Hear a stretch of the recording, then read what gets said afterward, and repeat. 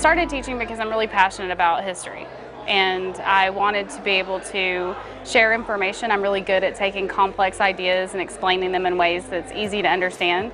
And so all my friends were like, you should be a teacher, you should be a teacher. And I thought I was going to be, work in a museum, or I didn't know what I was going to do, but I didn't plan on being a teacher.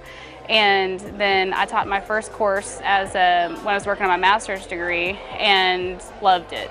And so I taught college for 3 years at Texas Women's University, and then started teaching here about 5 years ago. Little almost like our academic rival when I was in high school. I went to a high school close to here, and this school was known for their UIL academics, and anytime we competed against Little Elm, they always beat us. And so I knew that there was a good reputation and a legacy of high academic achievement in this school, and so I wanted to be a part of that, definitely. And it still felt like a small town. I think that it has a lot to do with the fact that it's a tight-knit community, and there are people who've lived in this community for generations. And we have teachers here that went to high school here, and teachers that have been here for 20-something years, and I think that's important. It says a lot about this town and this school.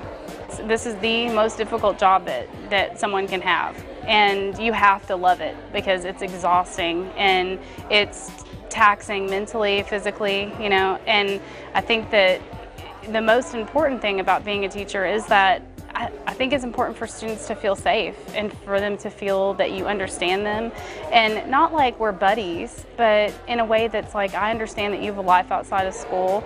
And you really have to struggle these days to help students see why they even should learn these things, especially like right now, we're talking about Native Americans in the Gilded Age.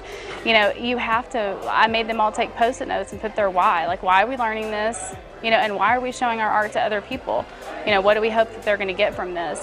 And really try to make those connections. I think that's really challenging as a teacher, but it's important. It's important for them to see that this matters, and that this is not something that they're just going to study, take a test, and leave, and that it's not important.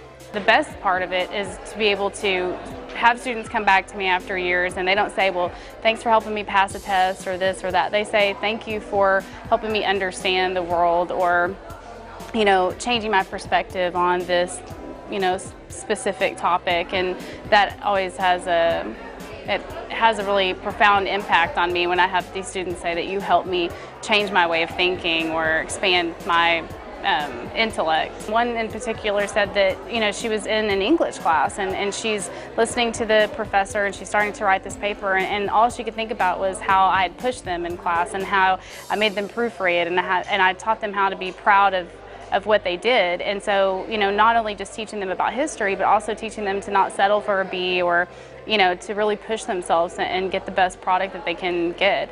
And then she also brought up specific things about feminism and things like that that I don't remember even saying. It was just kind of a side conversation, and that had a really profound effect on her. And she was like, I learned to love myself how I am because of what you said. And I think that's crazy that you don't even realize how you're impacting people, and until something like that happens, and you're like, I didn't even know, I didn't set out to change her life, I was just being me, and and she got something from that.